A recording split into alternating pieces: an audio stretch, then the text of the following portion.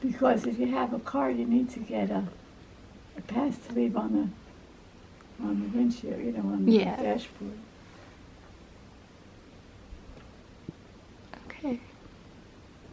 That better? Yeah. You need some books to get it a little higher? I think you need some books. Maybe like 1 or 2 books. Oh yeah. This will work. It's not right if you hang it up like that. Okay, yeah, that does fix the lighting on her face. That's excellent. Yeah, I think that's better. Well, you better start with the questions so we can start me off. I don't know where you want to start. Well, maybe let's start with the story that you told us last night about your dad. Tell us about my dad? Yeah, tell us about your dad again. About how he came to this country? How he came here.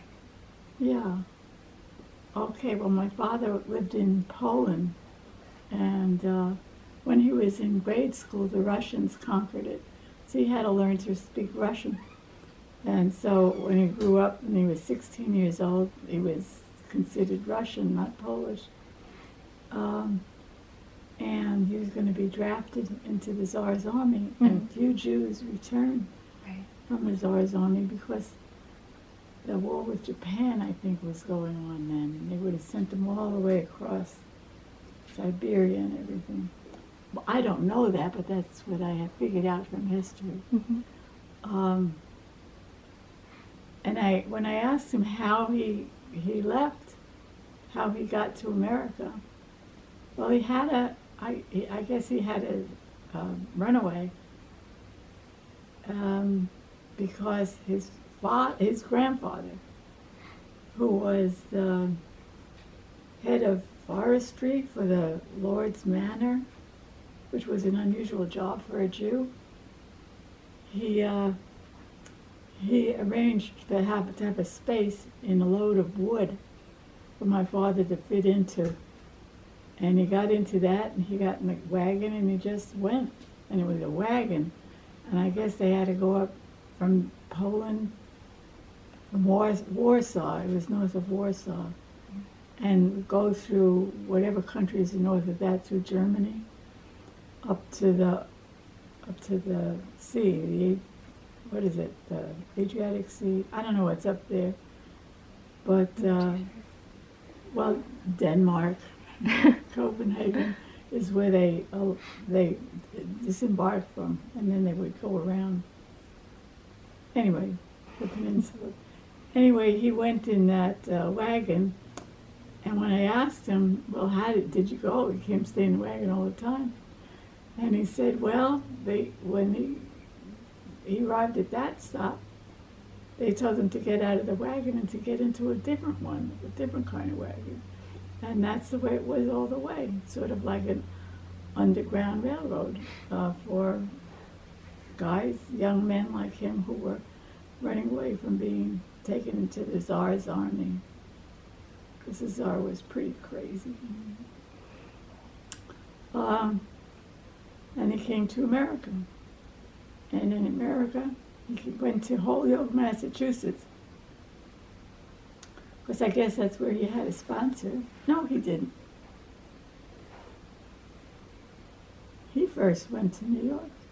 I don't know where he first came. He went to Brooklyn, where his sister was living, and his father was living. And his father was like in a home for men, and he wasn't very responsible. And my father would chase after him to get money so he could send it back to Poland, Russia, to get his mother and 3 younger siblings out. And he did. He accomplished that. He worked and he got money from his father, and he brought them over. So they were little kids, and he was only 16, 17, 18 at the time, by the time they got here. So he was a very responsible young man. Yeah, so that's the story of my father. Okay. Shall we go on with the story of my mother now? Yeah. Okay, the story of my mother. My father was like in 1911, I think he came here. Mm-hmm. My mother was 1904, it was much earlier. Her father came in 1901 or so, or 2 years. Now, her mother was left alone with 4 little children. One was a baby. And her mother was about 26 years old. Wow. 4 little children. Are you 26? I'm more than 26. 4 little children alone. So what she did, she was a very good baker, and she baked challah, the Jewish bread with the braids, and she sold it. She was very good at it. And that grandfather was very responsible. He is like on the time payment plan. He bought the tickets. He'd bring money every week to the shipping office, or every month, whatever it was, and pay something toward the tickets for all of them. And the last payment was made. All the children's tickets were paid for, and she had the last money to pay for the rest of her ticket when she arrived in, not Copenhagen. They lived in Slunum, in what is now Belarus, and which was Russia then, part of the whole Tsar thing, the empire. And her brother had been in the army and was out. He was like in the reserves, because we have pictures of him, a picture of him in the uniform. And I guess he paid for his whole ticket. Now the thing there was the United States government had posters all over and was advertising for workers to come to America. Mm-hmm. They were looking for immigrants to come and do the jobs that they needed to have done. And my father, my grandfather was working in a shoe factory. And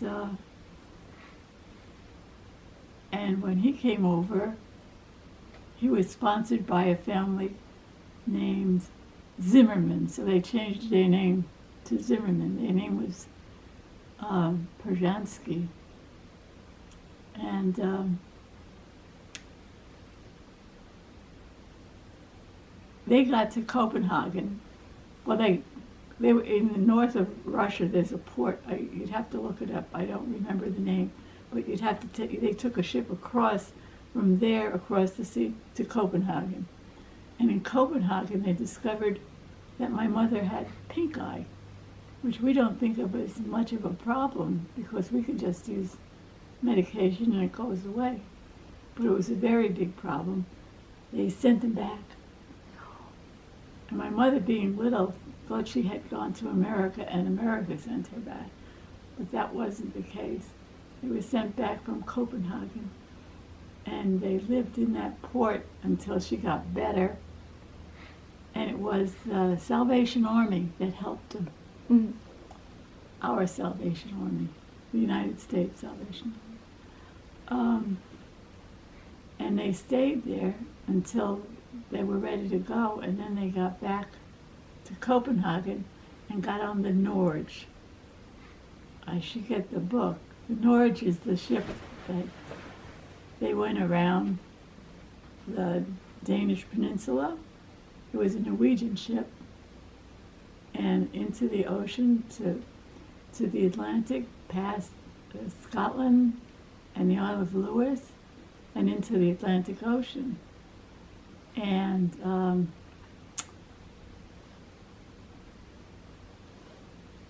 here's a bit of history that's in the book, I think. Mm-hmm. The year before, there was a woman on board ship, a psychic, and they were very big on psychics. And she told the captain that the ship was going to sink by hitting a big rock. And she had heard about it the year before, something like that. And so he was curious. So there is a big rock sticking out of the North Atlantic Ocean. It's called Rockall. It's an island that most of it is below water. So there's just some of it sticking up out of the ocean. And he went to see it. And most of it was underwater, and it crashed. And the ship, went down in like 20 minutes. So meanwhile, on the ship, my mother, who was the one who had pink eye, who my grandmother was not very happy with at the time, woke up, and everything was funny. She was sideways, and she was 6 years old, and she was all alone. Everybody else was already up on deck. They had left her behind. Oh my God. And she went out into the hallway, and she saw people, like packed, trying to get up the stairs, and the stairs were like at an angle. So she was 6 years old. You know what she did? She You know crawled. those little bitty parts outside the steps? She went up that, and she passed everybody on the staircase. Wasn't that smart? Mm-hmm. And at the top, her uncle, who was with him, just grabbed her up. Where were you? What happened to you? He wanted to save her. And they were already down in the lifeboats, because this was happening very fast. And he wrapped her nightgown around her, and he threw her down into the lifeboat. Well, he had done that with her brother also. And her brother died. He died in that.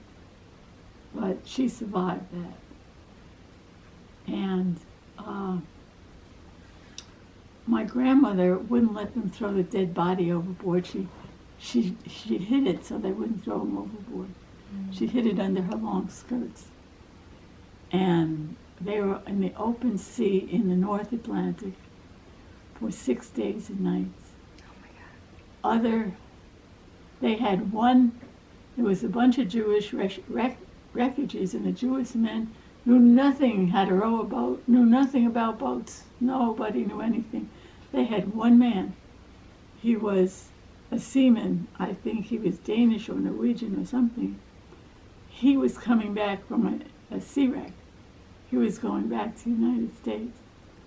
And he had been in this was his second sea wreck. So he took charge of the boat, the lifeboat.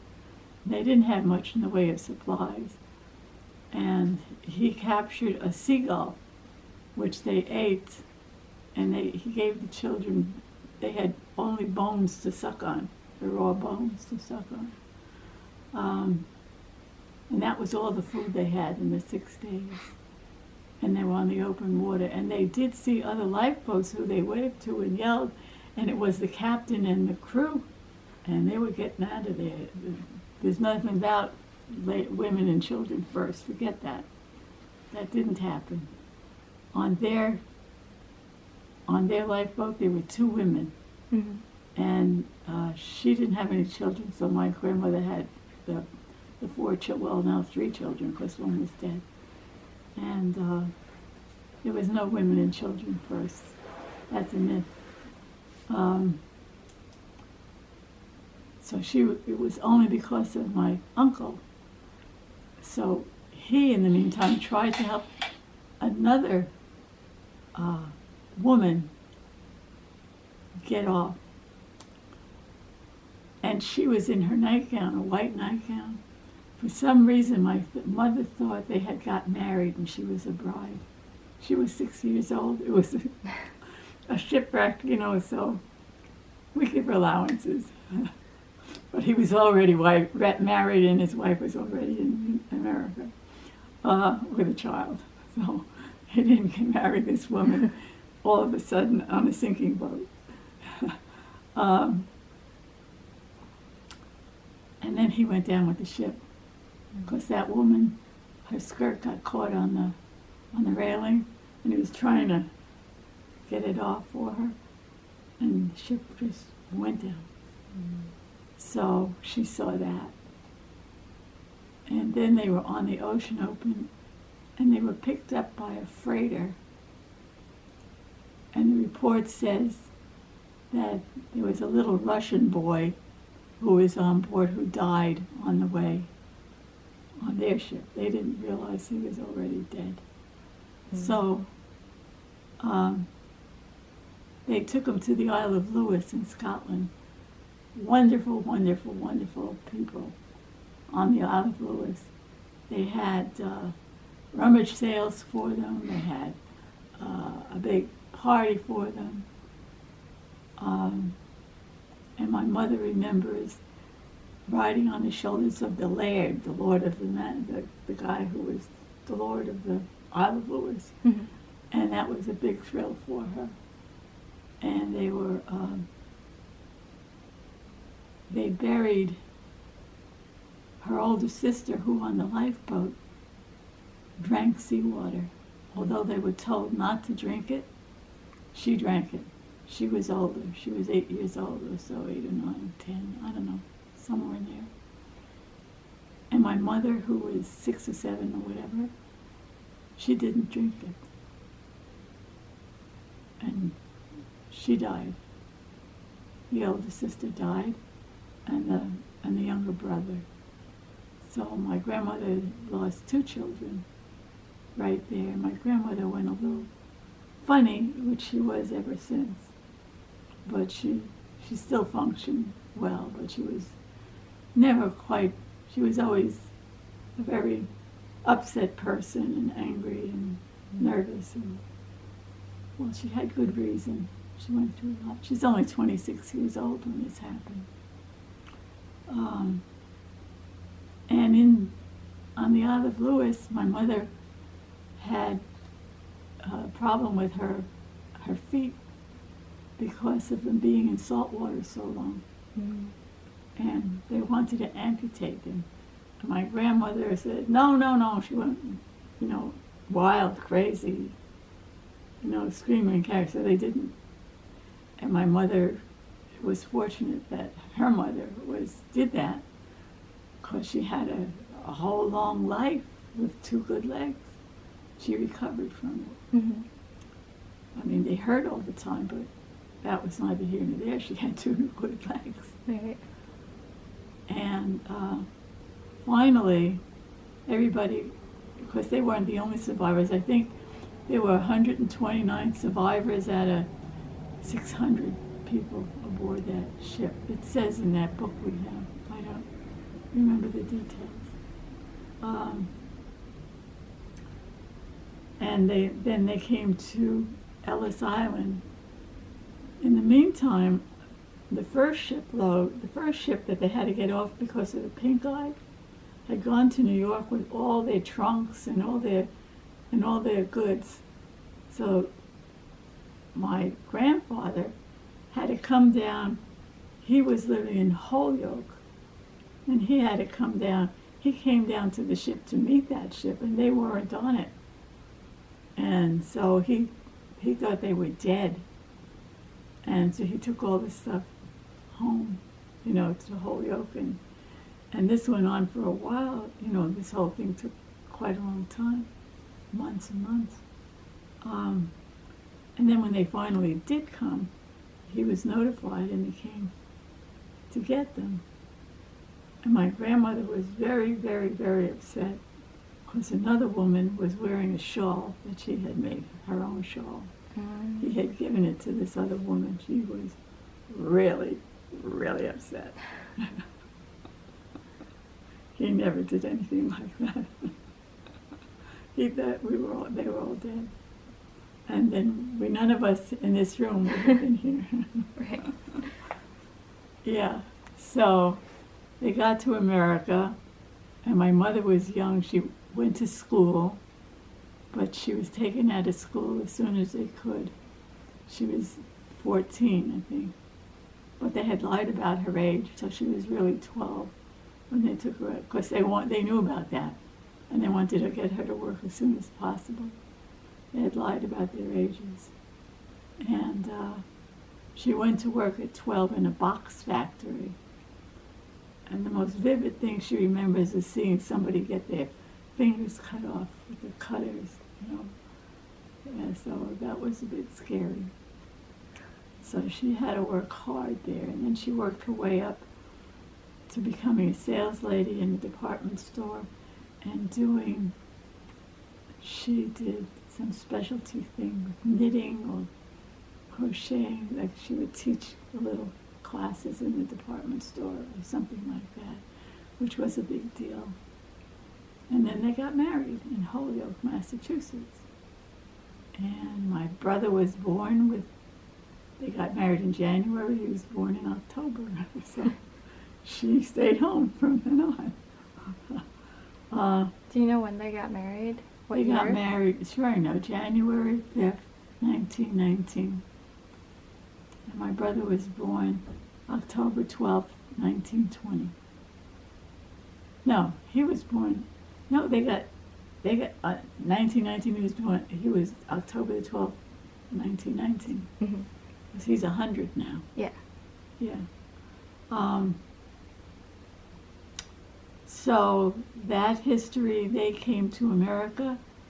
They went to Holyoke, Massachusetts to live, and then they lived in Springfield in that area over time. And then when the Great Depression, my sisters and brothers were born there. I had my oldest brother, the one who's now 100, he was born there. And then there was another brother named Harold. He died when he was about 6 of ulcerative colitis, which is curable today, but wasn't then.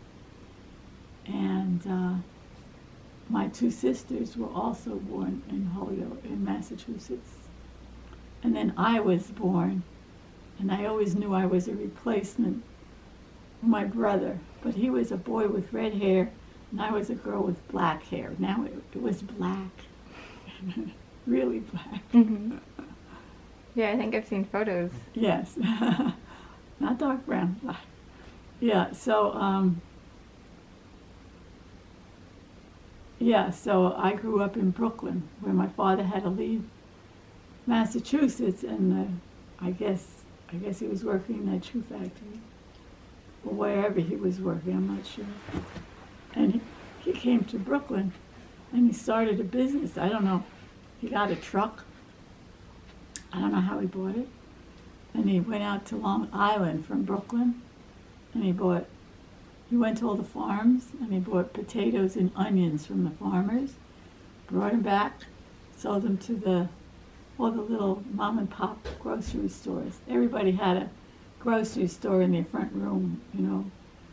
That's how, as a matter of fact, my grandmother lived when she was in Holyoke. That grandmother, the other grandmother baked. The one who was a baker in Europe didn't bake. The one that wasn't did. So they both were working women. They both supported their families because both their husbands were not very successful. And one of them was, as he was called, a bum, because he didn't contribute to the family. He deserted the family. Mm-hmm. That was my mother's father.